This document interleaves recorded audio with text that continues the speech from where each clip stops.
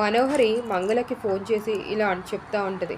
నువ్వు నాకు ఏదో హెల్ప్ చేస్తా అన్నావు కదా, ఇప్పుడు చేయి, నేను చెప్పింది అని కూడా అంటుంది. సరే చెప్పు మనోహరి, ఏం చేయాలి అని చెప్పి.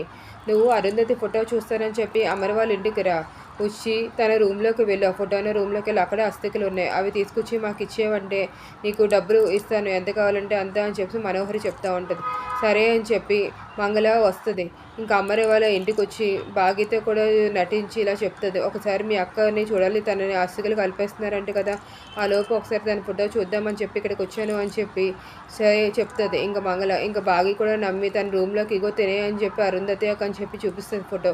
సరే నేను చూస్తానని చెప్పి అన్న వెంటనే ఇంకా బాగి అక్కడి నుంచి వెళ్ళిపోతుంది. అప్పుడే ఇంకా మంగళ ఏం చేస్తుందంటే తనతో పాటు బ్యాగ్లో నుంచి వేరే అస్థికలు తీసుకొస్తుంది, పౌడరు, భస్మం తీసుకొచ్చి ఇంక వెంటనే అక్కడ ఉన్న అరుంధతి అస్థికలతో మారుస్తుంది. ఇదంతా బయట నుంచి గుప్తా గారు అరుంధతి చూసి షాక్ అయిపోతారు. ఏం చేస్తుందో ఈ మంగళ ఈ అస్థికలు తీసుకెళ్ళి అని చెప్పి చూస్తూ ఉంటారు. ఇంక అప్పటికే బయట చెంబ ఇంకా అఘోర ఇద్దరు కలిపి తెగ ఆనందపడిపోతూ ఉంటారు. చెంబ వస్తుంది, ఇంకా మంగళ వస్తుందని చెప్పి. ఇంక మంగళ చుట్టూరు చూసుకొని నేను ఎవరు తనని చూడట్లేదు అని చెప్పి ఇంకా నెమ్మదిగా ఆ బ్యాగులో తన అరుంధతి అస్థికలు తీసుకొని వస్తూ ఉంటుంది. ఇంకా మంగళ వెనకాలే ఇంకా అరుంధతి ఇంకా గుప్తా గారు కూడా అలా బయటకు వచ్చి చూస్తూ ఉంటారు, ఈమె ఏం చేస్తుంది అని చెప్పి. ఇంకా అలాగా చూస్తున్నప్పుడే ఇంకా బయట చెంబ ఇంకా ఘోర ఇద్దరు కాపలా కాస్తూ ఉంటారు.